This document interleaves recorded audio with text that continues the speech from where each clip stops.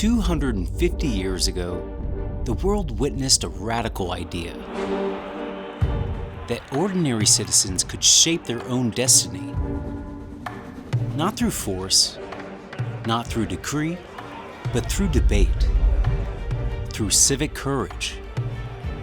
It was not an experiment in perfection, but in possibility. T-minus 6, 5, 4. When the frontier became a state of possibility, education became essential to freedom's future.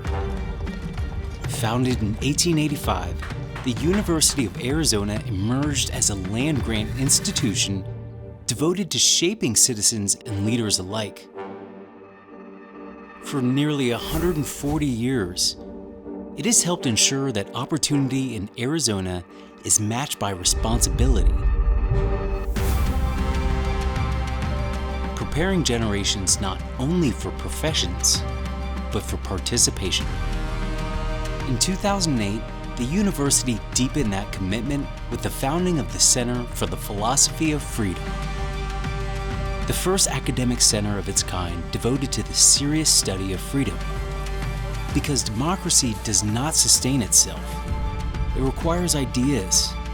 It requires disagreement, and citizens willing to ask difficult questions. At its best, democracy is not about uniformity. It's about participation.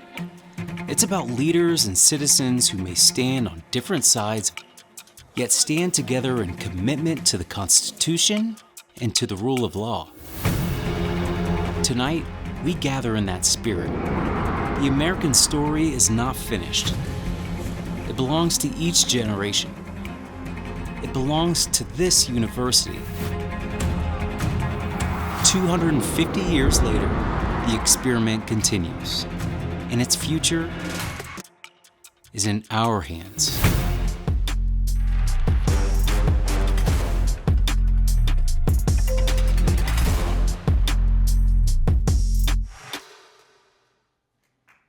Thank you.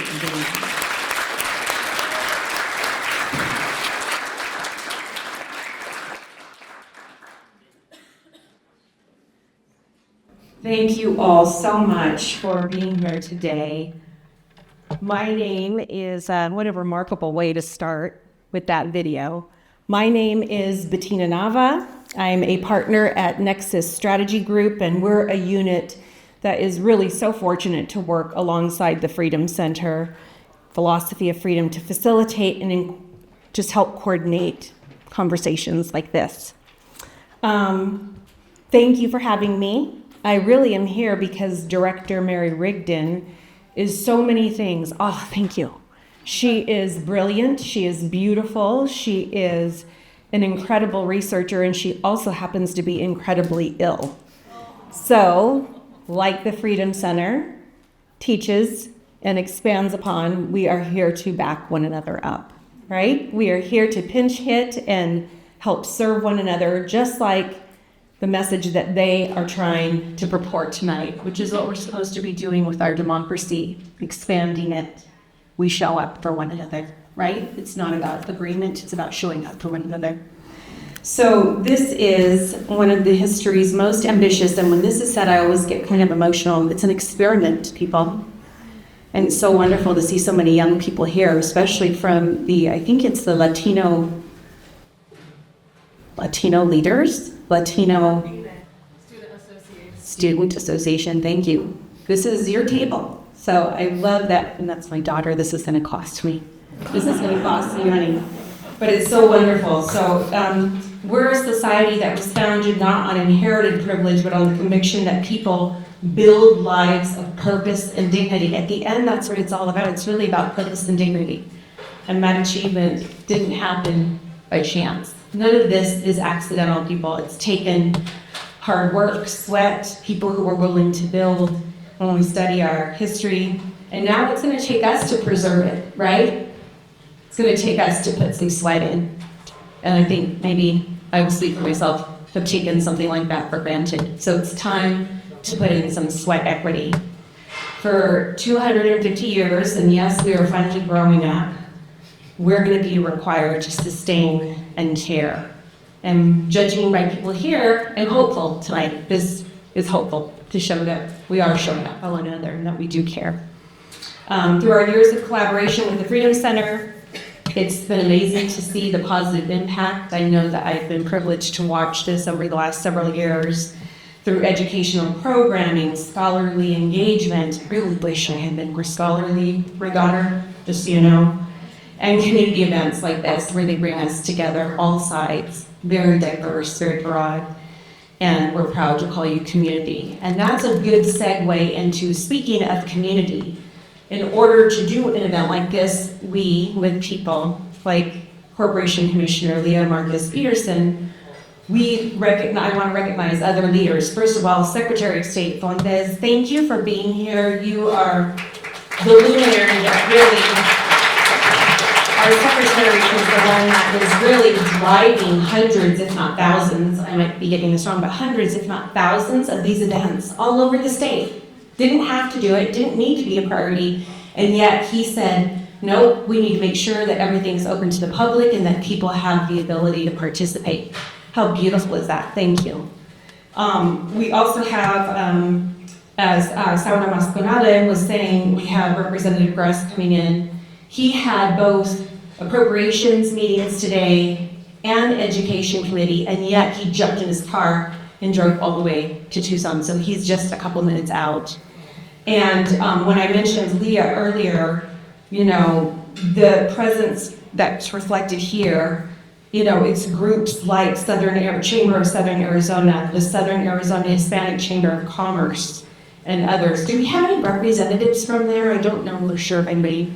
I know they had indicated they might be a couple minutes late, but we thank them because we know that they helped to elevate this story.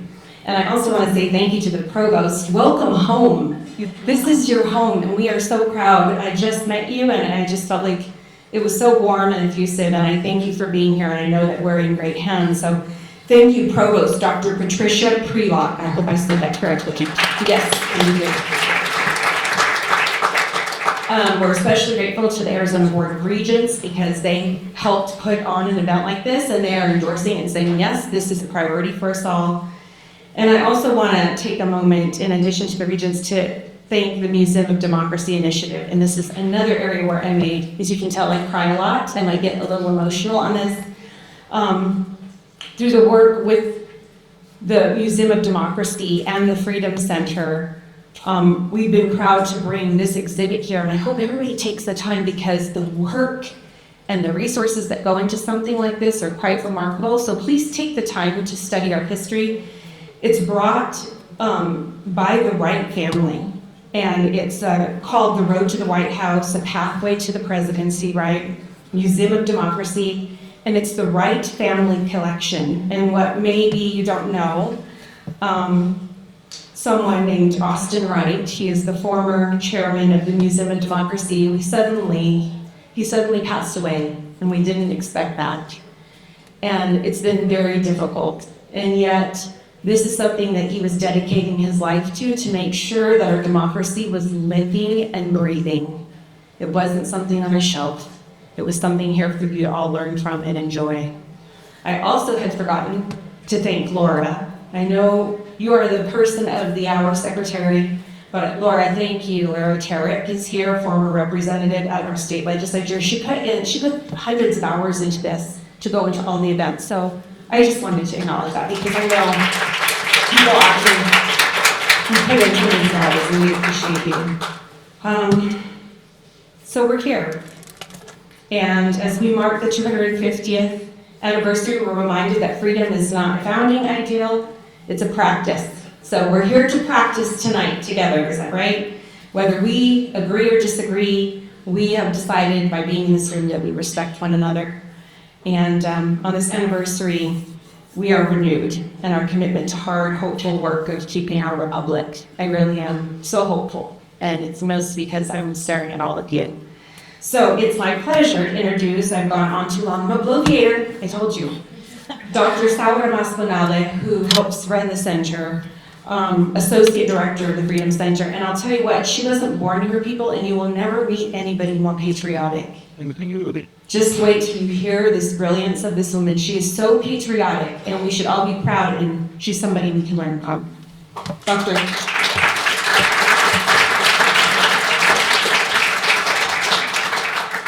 Well, Bettina, thank you, and thank you for saving the day. We told Bettina that she needed to do the introductory remarks because unfortunately Mary is sick. Literally, it was, I believe, 4. So thank you again, Bettina, thank you. Well, let me also say, what a wonderful celebration. The celebration of an idea that has turned into reality. The idea of a country of equals with free speech at its core. It's like, it was revolutionary, really. And I think sometimes we think, we are lucky. In America, we get to enjoy so many freedoms, plural. Well, it wasn't a matter of luck. It really wasn't.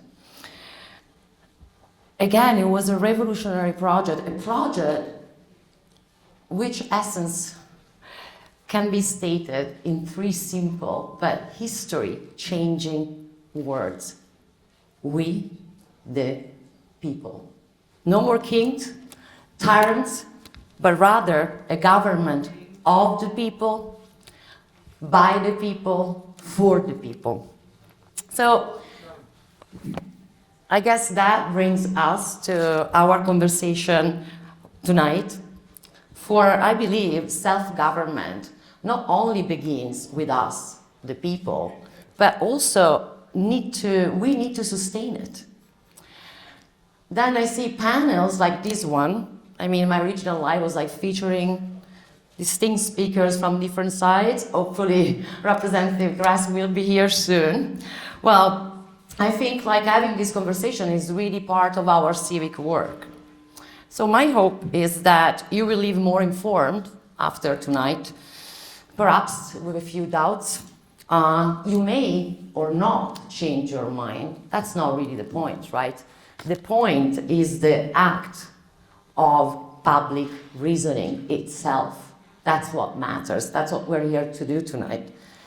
So before we begin, we're almost there. Well, I guess my plan was to give some time to the Secretary and Representative Gress for their opening remarks. I guess Secretary will get all the time and Representative Gress is late, so kidding. But okay, so let me just give you a few brief information before we begin, and one caveat. So the caveat is, it is my first time in the moderator's chair, actually a stool. So bear with me as I learn the arts of interrupting people politely. We also have a timer though, because... And as for the format, I just wanted to share. So we collected questions from the audience, really from all of you. And we have incorporated some context for the panel. Now, we really received quite a few questions, so I don't think, unfortunately, I'll be able to go through all of them, but I'll just do my best to, bring in as many as I can and keep the conversation moving. So with that said, it is now my pleasure to invite our speaker, for the time being, to the stage.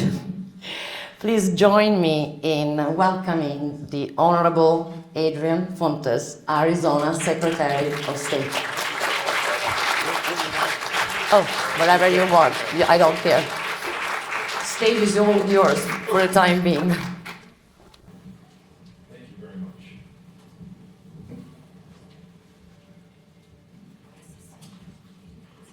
Yeah, please. We can enjoy this space together. First of all, thank you very much for being here. Congratulations, Wildcats, Sweet 16. I think that's wonderful. Even this Sun Devil is happy for you. That's fine. We had a plan. We did okay. I want to thank you all for joining us to help recognize the 250 years of this American story, which, as we know, for a lot of folks goes way back, way further than 250 years, but we're marking this one. It's a reminder that democracy is a living inheritance from those people who did what they did those years ago, but I think it bears part of understanding to put this in context. Up until the Enlightenment and the American Revolution, there were really only two ways that anyone rose to power.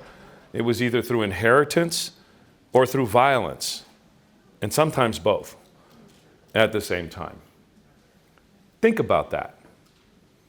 The whole of human history, almost completely, was never marked by consent of the governed, where the people determined who their leaders were going to be.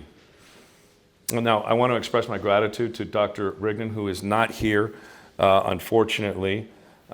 Doctor, thank you so much for being here as well. Provost Prelock. Matt, come up. Your opening remarks are going to be next. Everybody, Matt Gress has made it.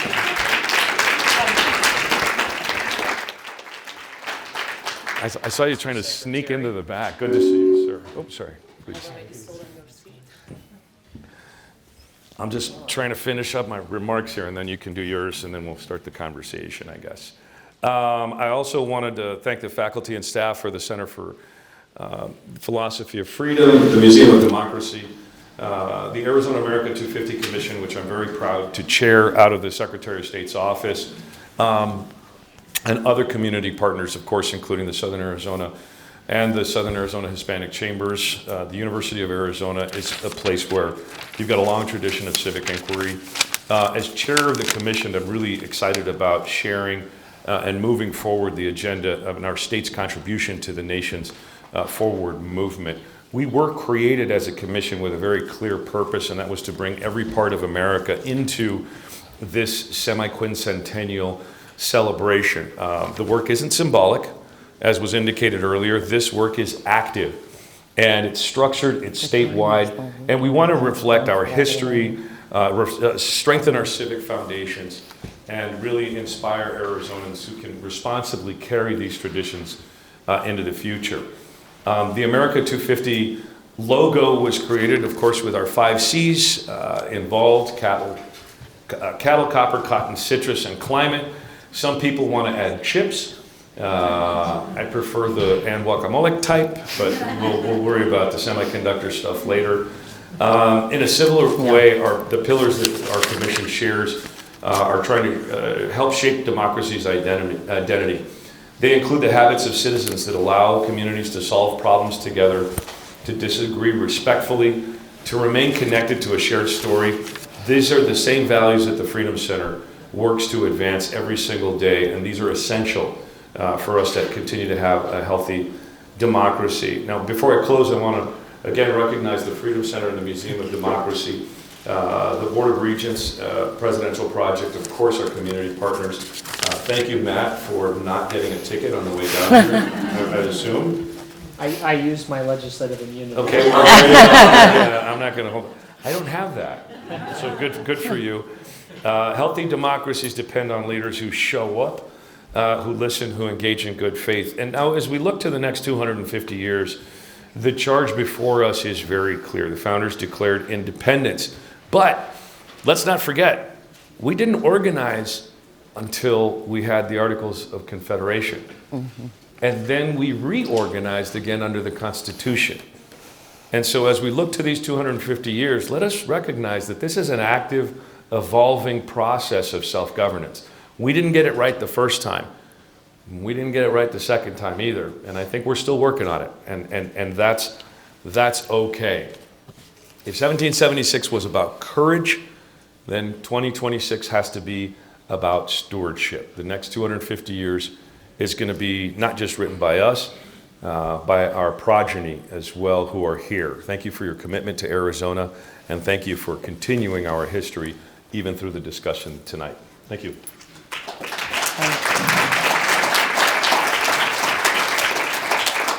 Well, good evening. Good evening, everyone. It's a pleasure to be with you. I apologize for my tardiness. We are in session, and I had to present on bills in the Senate Education Committee. This is the time of year where all of the House bills that have made it out are in the Senate, and the Senate is in the House, and so a lot of movement, a lot of viewpoints, certainly down at the Capitol. But I wanted to be here for this event. Drs. Rigdon and Masconale. This is really important to me. This is such a momentous point in our history as a nation. And I know Secretary Fontes and my former colleague in the House of Representatives, Laura Tarrant, have been doing an amazing job of helping Arizonans engage in, tell their story, and celebrate America here in the state of Arizona. So I want to thank you and applaud you for that work.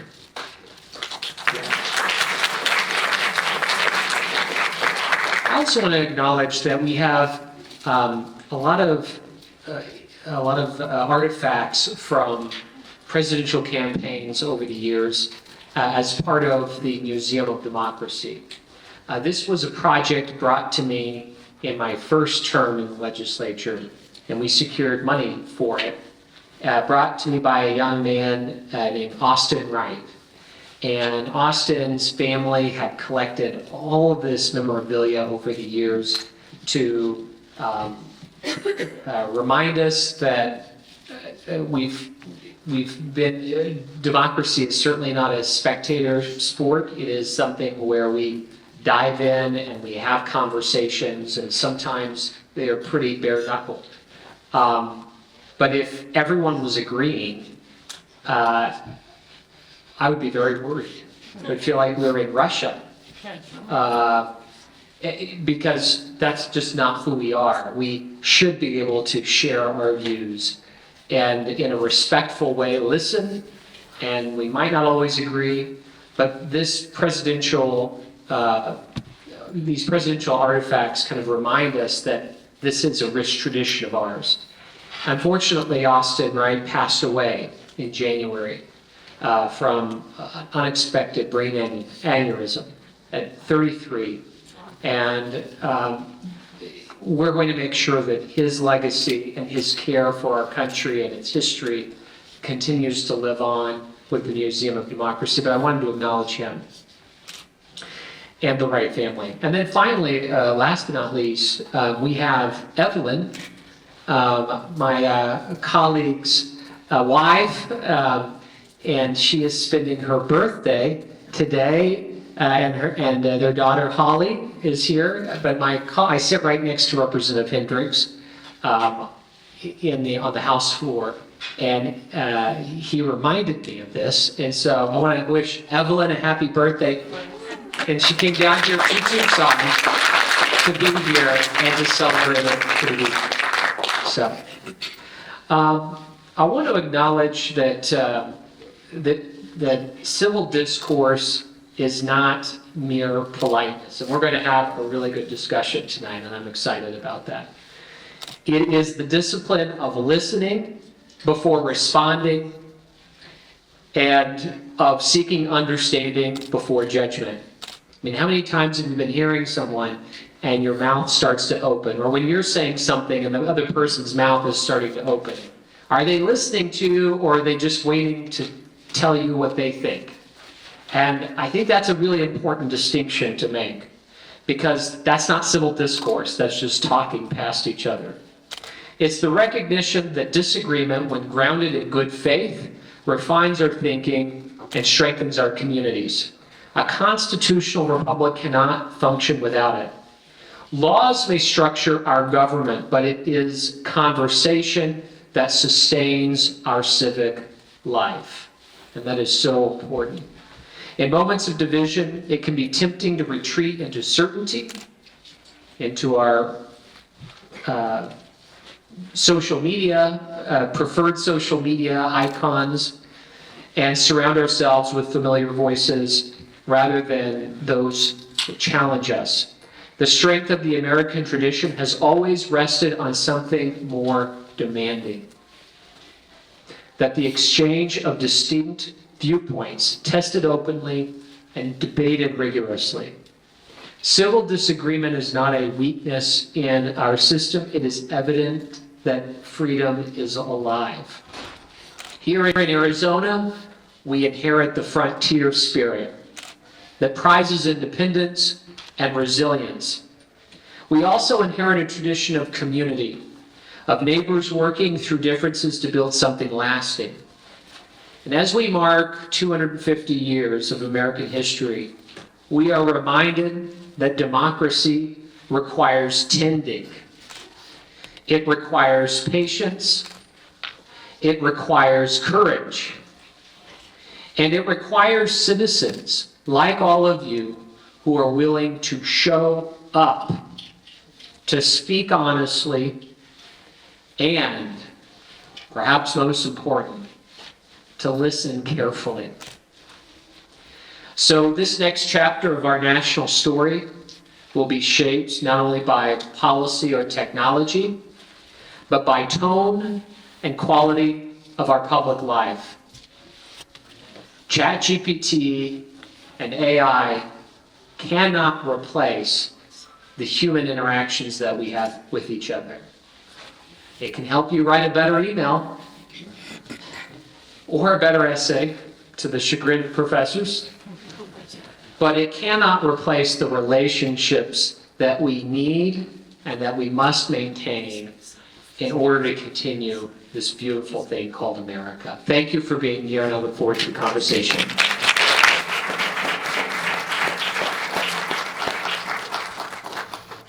Thank you both. Okay, so here it goes. First question, and let me just give you a gentle reminder that you will each have 2 minutes. There's a timer there. So try to stay into that time so we can just get more questions. Okay, first question again. So we're here today to celebrate the Republic, and I just want to borrow once again from Benjamin Franklin. Yes, we were able to keep it. It wasn't a small achievement. In fact, I like to call that achievement the first exercise in modern institutional design. Behind that design, there was a promise that is beautifully captured by the Declaration of Independence. Penned by Jefferson, the Declaration commits us to hold as self-evident and unalienable, some say inalienable, truths, but what matters here, in spite of the pronunciation, are the truths. That all men are created equal, that they are endowed by their Creator with certain unalienable rights, and that among these are life, liberty, and the pursuit of happiness. Now, given the many philosophers in the room, I would be remiss if I didn't note that Jefferson drew on John Locke's idea of natural rights, life, liberty, and property. But he replaced property with happiness. So on this, I agree with Tocqueville that yes, the position of Americans is tout à fait exceptionnel, because there is no other country in the world, no other democracy that has made the pursuit of happiness a founding principle. So let me ask to both of you, first, what do you take that principle, the pursuit of happiness, to mean? And second, do you think America has lived up to it? So maybe I'll start again with Secretary Fontes, and then the next time, Representative Gress, you get to start. Thank you very much for that. The pursuit of happiness does not mean the attainment of happiness. It means that you have the right to pursue happiness. And just like we've been talking about democracy being an active thing, then happiness, the pursuit thereof, then should be a daily exercise in the improvement of oneself, in the movement forward towards whatever that eternal end may be. the pursuit of happiness, in my view, given the philosophical founding of that space, right, that kind of that, what are we looking at here, isn't about smiley faces. It's about discipline, whether that is in your daily life, in your family life, in your worship, whether you choose to, in all of those things that make us move through this experience that we have, that leave us to a degree with a sensation of satisfactory achievement as we move forward. It's the difference, I believe, between victory and success. The pursuit of happiness can be a success because one thing succeeds from the next, and it is a step-by-step movement actively through one's life. You can achieve success. Victory is as against another. The attainment of property may be considered the attainment of property as against the interests of another, or the preservation of those rights as against the interests of another. But the pursuit of happiness can be successfully achieved with that full life and that day-to-day pursuit that is, I think, what Jefferson was talking about when they moved away from property. And I'm very glad that they did. And the reason that I'm glad that they did is because you can't take it with you. And I think there was a little bit of sort of that spiritual or metaphysical space that they were opening up for us to be brave enough to enter without merely dealing with those things of physical value that, oh, see, it's almost done. I didn't know there was an alarm on this. Anyway, you get my point. Serious about those 2 minutes? Yes, very serious. Well, before I answer that, I also want to call out, I see my graduate fellow, legislative fellow, Jake Pacheco, munching on some cheeses back there. I'm not hungry myself. I walked through the food court to get here. He's been part of the Freedom Center's efforts to put more graduate interns or graduate fellows at the state capitol, and so he's working with me this session. So I'm glad to see you here. You know, for me, when I was thinking about this question, pursuit of happiness, in America, it is not about guaranteeing outcome. It's about guaranteeing opportunity, to the Secretary's point. It is not the government's responsibility to make you happy. It is your responsibility to make yourself happy, and hopefully government is not standing in your way. When it comes to living, working, starting a business, getting an education, and I understand that we are in a government building, so government does have a role to play, I'm not suggesting that, but many times I can see arbitrary rules of the road that government puts in place to impede people pursuing their happiness. And our goal is to create opportunity to pursue your happiness, not get in the way of it. And you know, having grown up in a single-family household, first in my family to go to college, worked my way through driving school buses, and now I'm here as chairman of the House Education Committee in America and in Arizona. I mean, I think we have the best shot of any country of giving you that opportunity to thrive. We haven't always gotten it perfect. I'm not going to say that we did, but I would definitely take America's promise over any other countries. Thank you. I'm a bit shocked because you finished even earlier than the times. Well, thank you for both your answers. To me, this it's just like that 250 years ago when the problems were war and famine, and the founding fathers could think about such a modern concept. Doesn't matter really. I guess that the definition of the pursuit of happiness is probably different for each of us. But the great thing about this country is that each of us is entitled to have that different idea of what the pursuit of happiness is about. Okay, so let me try to do now something that moderators, I've learned, always promise to do and are never able to achieve: be brief. So another question that we receive from our audience tonight for you is this: what defines a patriot in 2026? Now, I have something to add, just because I'm still a professor. So how do we reconcile, I would add, patriotism with criticism and dissent, given that countries, like people, do not always live up to their ideals?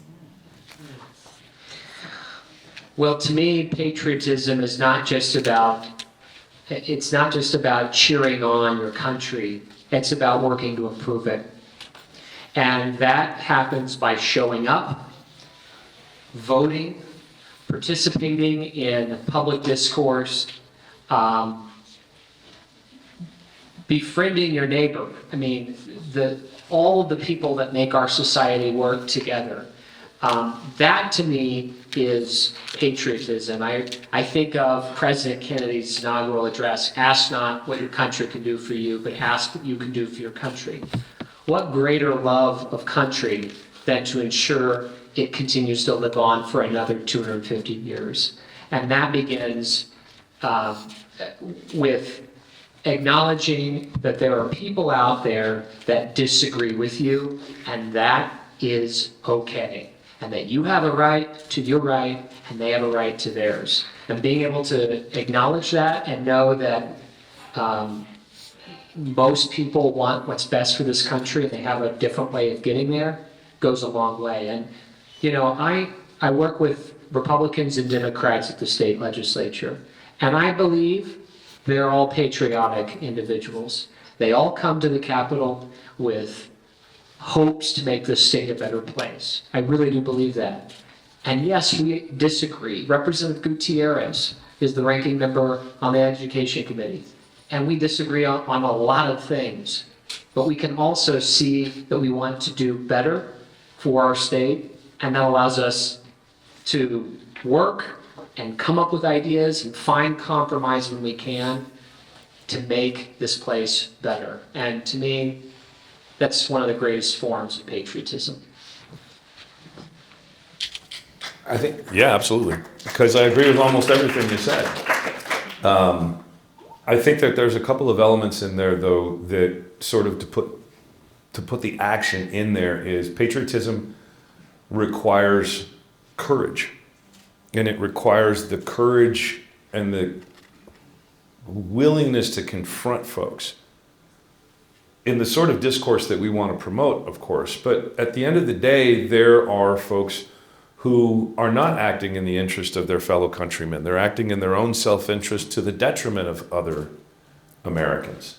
They need to be called out, honestly, directly, and repeatedly until their behavior changes. There are folks who don't want all Americans to share equal rights and to be able to manifest and be able to pursue that happiness. We know this to be true. Patriotism is the advancement of those very values that you talked about and described. But it's not the advancement through just sort of hanging out and hoping that it happens. We have to do it. We have to act on our patriotism and act on it in ways that may not be beneficial to ourselves. Because it is the rights of all of those folks that I think ultimately defines our capacity to have those opportunities and to be able to make that ultimate pursuit that we're talking about here. I'll make one little case in point, a very recent case that we just got a ruling against me on, when I decided that there was nothing that limited me from keeping the No Labels Party to change their name to the Arizona Independent Party. What if they'd have run somebody against me as an independent? That would have been politically detrimental against me. But I felt like they had the right to do it. And under my view and the Attorney General's view of the Constitution at the time, it was the right thing to do. It could have hurt me politically. Now, my ruling was reversed. I'm not sad about that, but I'm not going to appeal it either. So that's patriotism. Darn. Yeah, no, I'm good. Thank you. So you have kind of spoiled my next question a bit, but I'm still going to ask it, especially because to the benefit of the young people in the room. So I like to take a step back again to that extraordinary exercise by the founding fathers in institutional design. They had both the burden, but at the same time, the luxury of a blank slate, something that doesn't happen very often in history. Now, one of the most remarkable features, and this is to the benefit of the young people in the room, is that back then, this agreement was not treated as a flaw. It was really part of the machinery of a free society. So think about the Federalist Papers. Series of public essays written to defend the Constitution and to persuade citizens during the ratification debate. Again, revolutionary and without weapons, right? And a reminder really to all of us, I think one of you said this at the very beginning, that the American constitutional order was not born of unanimity, it was born out of argument, of doing what we're doing tonight. And for that, I really want to thank you again, because it takes courage, I would say, yes, to be on a stage and really debate diverse viewpoints. It's not something that everybody is willing to do. But going back to that exercise of institutional design, I think it raises striking questions, right? How come that this agreement was part of the genius of the American founding, and then at some point we just started thinking of it no longer as a civic resource, but as a civic danger, right? So this is the kind of questions that we like to pursue at the center. Cornel West, when he stood on this very same stage, he reminded all of us that the center is in the business of cultivating a love of the knowledge of freedom. So here's the question. What can we do here in Arizona, in addition to what we're doing tonight, to rebuild the habits of civic life and democratic participation that shaped the American founding and the founders' intended design? Well, firstly, I think we need to rid ourselves of this notion that it's impolite to talk about politics. That notion, in my view, was created by politicians who wanted to dominate the discourse themselves and keep everybody else quiet. The idea that we can't engage in conversations with one another about our very lives, about who and how we're going to pave the streets or where the park is going to go, how the property down the road is going to be zoned, where and how the schools are going to work, all the way up through taxation and foreign. Why is it impolite to talk about these things to our neighbors and to our friends? How does that make sense? It boggles the mind, and it completely contravenes the notion of American democracy. If we consider it impolite, are we not hamstringing the very democracy and acting directly against what our predecessors wanted us to do, and that is engage in that civic discourse like they did back then? Yeah. So why don't we do it more? I think we should. Moreover, I think we should do it the way some of us try to do, and that is in a civic way, and listen and engage and try to pay attention. Because I can tell you one thing right now, if there's any experience that I think a lot of us should do in that engagement, it is discover what I have discovered. We hold so much more in common than we have that divides us one from another in this country. I just cringe whenever I hear people say, we're more divided than we've ever been. No, we just talk about the things that divide us more than we talk about the things that unite us. And so we appear to be more divided, but I don't think that's true. You know, it's interesting, you frame it in the terms of a civic danger to disagree. And immediately what I thought of two instances. Melissa Hortman, the slain Speaker of the Minnesota House, and Charlie Kirk. They were in civic danger, and that danger ultimately took their life. And I think a lot of people are becoming worried that by sharing their viewpoint, they are putting themselves in danger. I mean, in the House, the speakers authorized us to use money for security systems. I believe our campaign funds can be used for security as well. I know the secretary has needed additional security because he's sharing his point of view and his administration of our elections. And that's become so fraught with tension and emotion. And I think there are legitimate concerns on both sides of this issue. So it does worry me. And at the same time, I think we have to be courageous to share our view. Now, I think what's happened is that, you know, when Secretary Fontes says you need to stand up for your view and let your voice be heard, I think it's gone way too far in some cases. That you're going to go and terrorize a public official at a restaurant, or you're going to go and accost Senator Sinema and scream at her as she goes to the bathroom, or people saying, well, maybe Charlie Kirk deserved to get shot because some of the views that he had. That's the wrong kind of civil discourse and is unacceptable. So that fomenting of it is creating a real civic danger, and I worry about it. And I think the best way to address it is to model the appropriate way to engage. Heated debates, certainly, but doing it in a way that respects the other side and their constitutional rights, however wrong they may be. Thank you. So I think I'm going to bring this one closer to home. So at the University of Arizona, now 140 years strong, we can also see how the economic future of a state is built through institutions like the ones we have right here on campus: astronomy, space science, optics and photonics, engineering, semiconductors, and energy.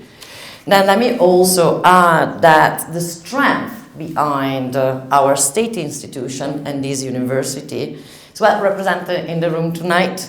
We have our Provost Patricia Prelock, which I would like to thank again, and then Arizona Corporation Commissioner Bettina has already, but I just like to thank you as well, via Marcus Peterson. So, and thank again all of you for being here, really. Okay, so question. With Arizona expanding rapidly across all of these industries, semiconductors, energy, aerospace, and so on, what should the state's top priorities be to remain competitive in these high growth industries? Maybe this time we start with Representative Gress. Well, I mean, this is a powerhouse of a state, and I believe we've seen the largest foreign direct investment in Arizona, $160 billion with TSMC, and then all the ancillary semiconductor support services and factories and everything else that feeds the supply chain is just going gangbusters. And it's happening because policy matters and setting the right policy framework in the state, whether it's addressing our workforce issues, which I think we need to do even more of in that space, low taxes, light regulation. I think that goes a long way. But I'll tell you, the biggest priority right now, outside of workforce, because you need people, the skilled labor, to work in these facilities. And I know that the University of Arizona, NAU, ASU, GCU, our community college systems are doing a phenomenal job of trying to build that out. And I think they need additional investment from the state to do so. But I'll tell you, water has become front and center. I know it's always been lingering in the background, but they always, we'll have another year. Well, we are past that point. And now one of the proposals on the table is to cut our Colorado River allocation by over 70%. That would decimate Arizona's economy if that were to go forward. So I think Republicans and Democrats have come together so far to show a united front and explain why we've done a lot of the hard work already, that we shouldn't be a victim of our success, and that we need the Upper Basin and the Colorado River to play ball and to satisfy their treaty obligations. So water is really important, and it's been the least talked about issue, in my view, in the public sphere, because it's very complex, but we have to stand strong and highlight its importance of its resolution. And it's going to be a big federal issue, but I think that has to be a focal point of the state. Yeah, I agree. I think, and growing up on the border was really the critical, like there's three things that we have to focus on. And my top three, right, are, I think, the same as yours: water, water, and water. And I agree 100% with Representative Gress. This is a can that has been kicked too far down the road, and we are way behind. We are way behind. And there's a couple of things that I think are critically important. First and foremost, Arizona is better at dealing with water and utilizing that resource in a good way from sort of a general governance approach than any other state in the union, by far. And it's really interesting. I heard somebody talking the other day about maybe we should get some folks from the Middle East to come and help us figure out how to desalinate. And I'm like, yeah. Then people from the Middle East go to the farmers in Yuma to figure out how to use water better, because those guys know what they're doing. And so I agree 100% that it should be now, but it also should have been last year and the year before and 5 years ago and 8 years ago and 10 years ago. It should have been water. We saw this coming. And I think the problem that we have is we get caught up in the politics of the moment and we don't look down the road. Like the folks who were here and dug all those canals to begin with, the Hohokam who created the canals that ended up making Chandler a wonderful farming community, the folks who were here before San Javier del Bac got created, they knew how to use water. And we inherited from them the canals, but we didn't inherit the look forward several generations and look at our resources that way. And I think right after looking at water, we need to look at every other thing through that lens of not just today and tomorrow, but our great, great, great grandchildren's tomorrow, because that is what's going to get us to the next 250 years. Well, I just like to underline that you're agreeing more than disagreeing. So there is something. I told you that was going to happen. I think it's the forum. I think it's the university and this. Okay, so I think we made it to our last question, which is about academic freedom. Unsurprisingly, a topic of great interest to this community. So over the last few years, universities have faced pressure from all directions, right? From the right, through efforts like the Trump Compact and the rollback of DEI from the left, to a growing discomfort with ideas or speakers seen as beyond the pale. And more broadly, I would say, through the challenge of managing protest without letting campus life become ungovernable. So personally, I connect the idea of academic freedom to that of integrity, which I believe is an institution's most precious asset, and which I define as consistency with the institution's core mission. So in the case of universities, we are in the business of truth-seeking and the production of knowledge. And I think there is an argument or to be made, a concern to have, for worrying that integrity can be eroded not just from the outside, but also from the inside. For example, when orthodoxy crowds out open inquiry. I also think preserving that integrity is essential if American universities are to remain, as they say, the diamond mine in scientific and intellectual life around the globe. So, as final question, let me ask you, what role should universities have in a polarized democracy, and what does it take for universities to remain true to that role? Well, it should be the role of that open space where we can have the conversation. I mean, that's pretty obvious. But it should also be the place where you do all those kinds of inquiries that, as we were talking, Doctor, earlier, that people haven't even really thought of yet. I mean, there's so much that has been created unintentionally, and so many opportunities in industry and technology that have arisen because of some other thing. And in medicine, there's just so much, somebody does some odd research on, I don't know, fruit flies in Costa Rica, and then all of a sudden you're figuring out some medical treatment for something that cures some malady. And if you just look at the notion that someone's studying fruit flies in Costa Rica, does that seem insane and ridiculous? Yeah. And do you want to cut the funding because you don't pay attention enough to dig in and figure out what uses it might have in the future? Yeah. Universities need to preserve the pursuit of knowledge, even if it doesn't make any sense today.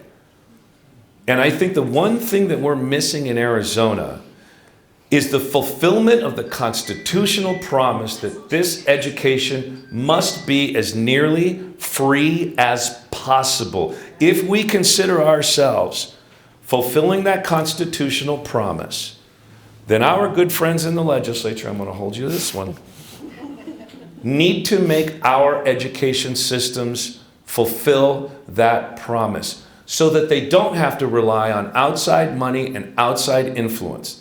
But it shouldn't just be funded. It should be funded and then left alone to blossom and flourish and create. That's what the academic pursuit should do in its purest form. And it will make people angry, and it will offend some, and good, because that is where integrity lies. Can we have an open and honest debate about things that might offend us? That's where the integrity that you're talking about lies. And so, yes, there is a role, and we need to fulfill that role, and we need to fund that role.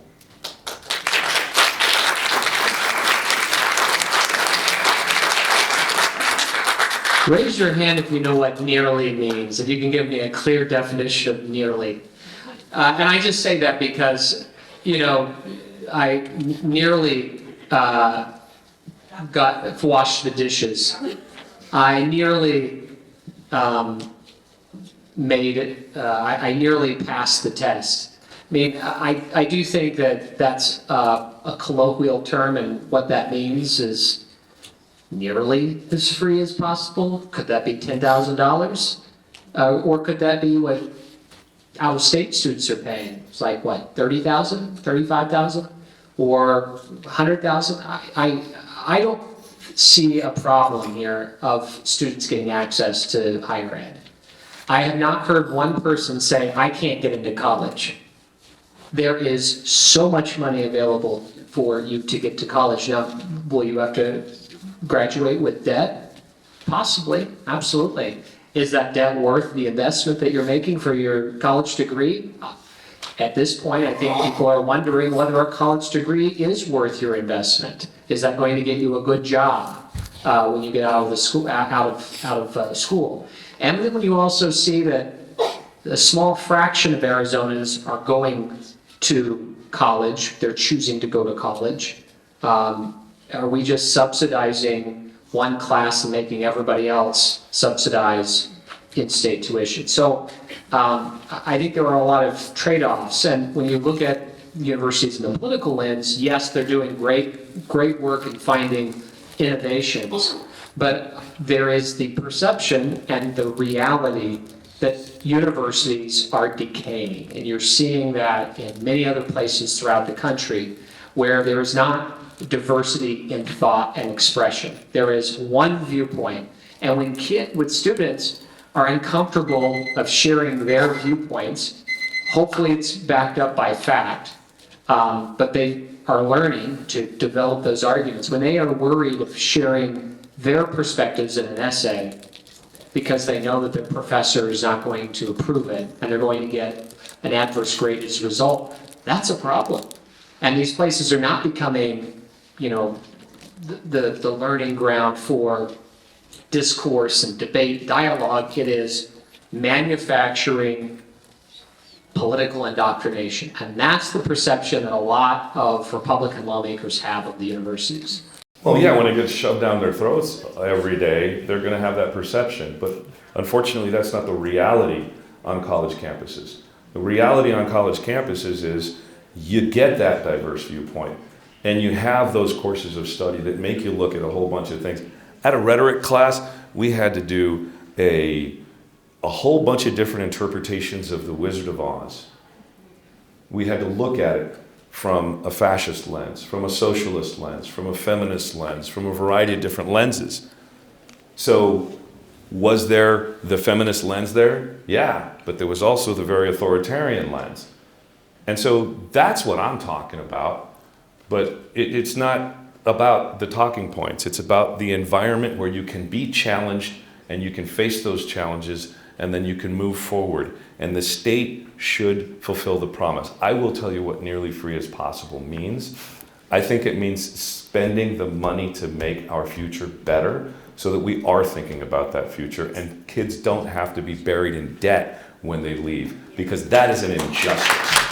That is an absolute injustice. And I'll tell you, there was a time when one can argue America was great, where you could work a part-time job in the summer to pay all the next year's tuition. Maybe that's what they were thinking. Or do a proportional comparison as to what was happening when they wrote the Constitution. You can find your definition in history if you want to. But if you want to keep shortchanging the academic pursuit and the intellectual inquiry, you'll find some kind of argument against it. And that, my friend, is where we're going to have to fundamentally, politely disagree. Well, finally, some disagreement, because there hasn't been much. But I want to say, like before, that was the last question. I want to say that your investment in a college degree, only if it comes from the U of A, bear down, not from ASU. So that's just like... Let's defund ASU. I'm just joking. Michael Crow, please don't hurt me. I think that's quite the achievement for tonight, so thank you both. I'm kidding. So please join me in giving the Arizona Secretary of State, Adrian Fontes, and Representative Matt Gress. Thank you. Thank you. And so with this, it is my great honor to call to the stage the Provost of the University of Arizona, Patricia Prelock. Thank you.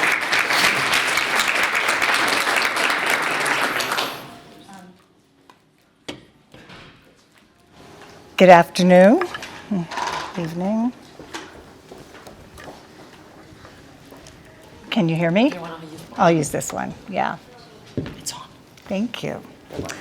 So that's a hard act to follow. And why am I not surprised that the only argument came when we talked about academic freedom? That is welcome to my world. So thank you very much, Secretary of State Fontes and Representative Gress and Dr. Masconale.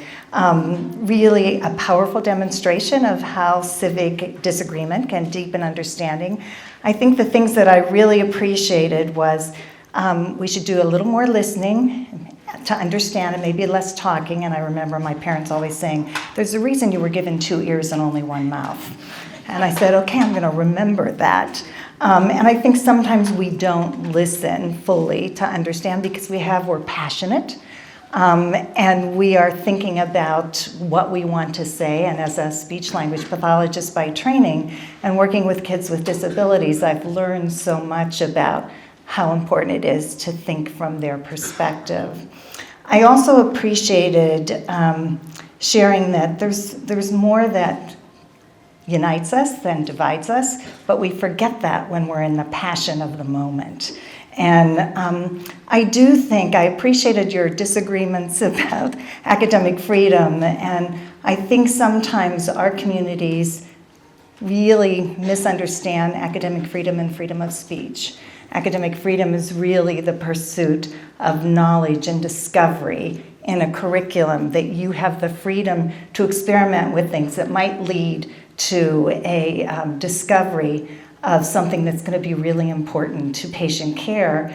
And then freedom of speech is outside of that element. And we have to understand that and teach our students that. I think universities have not done a great job in telling their story. I think we've assumed that because we're doing all this great work, that the community understands what we're doing and why. And so I think part of my responsibility is to figure out a way that we can tell our story that really demonstrates why getting an education and why academic freedom is so important to the future of our community. I think tonight was a really wonderful opportunity to reflect on 250 years of the shared American story. So thank you so much for being here and exploring the values of liberty and democracy and the American experiment. It's an honor to be here and to listen. And thank you for the invitation to really just be a part of this. You know, for over 140 years, the University of Arizona has dedicated itself to education as a public trust. Ever since the founding as a land-grant institution in 1885, well before Arizona was a state, not until 1912. Our mission has been deeply tied to the American spirit. We believe in opportunity, in discovery, the power of ideas to improve lives, or as we might say at U of A, bear down. Universities do, though, more than share new knowledge. They create it, they challenge it, and they bring it into conversation in the world. I think about how universities across the country were founded. They were actually founded on the ability to debate, to really disagree in a way that people would challenge your ideas. I remember the first major challenge I had was when I was working on my master's thesis and I was countering something that a professor for 30 years was doing, and he really took me to task. I had to use the data that I had to really tell my story about why I think there's a different way that you could educate individuals with autism or Down syndrome. And he had spent 30 years doing it in one way, and I found a slightly different way. I was, 21 years old, 22 years old? And it took risk to do that and courage, but I had a professor who really told me, remember, you know more about this than anyone, and you should be debating the ideas of people who've been doing things for 30 years, and maybe it's not that it was wrong, it's just that you found a different way. So I think this, mission is really important, and universities, with our knowledge, our discovery, application, integration, it's really the heart of our mission and our commitment. So academic freedom is really the freedom to ask difficult questions without fear or restraint. It's the freedom to pursue truth wherever it leads us, even if it takes us down unexpected paths. And it's the freedom to engage viewpoints that may challenge our own, even change our beliefs and opinions. These principles are not abstract ideals. They are the engine of innovation, democratic citizenship, and national progress that we actively contribute to here at U of A. And I think the Center for the Philosophy of Freedom exemplifies that commitment every single day through its research, its programming, public engagement events just like this evening. On our campus and well beyond, Freedom Center strengthens civil discourse and reinforces the qualities that we hope to imbue in our students who are growing and developing into our country's future citizens and leaders. And to our students, I say, don't be apathetic about it. Tell your story. Be a part of being a citizen. And be serious about it. That's why I love the legislative internships that we have. It's great to have fun in college and explore things, but I'm counting on you. You're going to be my future leaders. You're going to be my future health professions, and I have a lot invested in you, and that's why student success is our #1 priority here at the University of Arizona. I think the Freedom Center's inaugural conference on academic freedom, the attendees and speakers truly demonstrated the University of Arizona's ability to convene rigorous and principled and genuinely diverse conversations, really modeling how universities can lead with intellectual seriousness and mutual respect that coexists with different ideas. And so my students, again, I would like to say, make sure when you are forming your opinions that you do your homework. that you investigate, you evaluate, you question what you read. You don't just look on TikTok or whatever and say, oh, this is what I heard. Do your homework and challenge the people that you're talking to, but also listen to make sure that you understand their perspective. And there's pros and cons to every perspective. And you can leave a conversation and not have to agree, but you can not be disagreeable. And I think that's an important piece. Leadership really matters, and so I expect you to be the best leaders possible. In the university's formal response to the federal government's proposed Compact for Academic Excellence, we really identified the Freedom Center as a foundational keystone of our institutional commitment to academic freedom, civil discourse, and viewpoint diversity. Tonight brings together scholars, students, civic leaders, community partners to really engage in history, not just as spectators, but to appreciate the Museum of Freedom and the things that we've experienced here. I think democracy really depends on institutions who are willing to defend open inquiry and on citizens who are willing to actually practice it. So I'm so proud in my 10 months here, coming from the East Coast, to be a part of the University of Arizona community. It continues to be a driver of the American spirit and a protector of academic freedom. And with that comes responsibility at my level to make sure I'm educating our students in a way that they have every possibility to be successful and grounded and disagree, but not be disagreeable. Greatly grateful for the Freedom Center and its leadership, and thank you all for joining us and this commitment to the principles that will carry our democracy forward for the next 250 years. Thank you.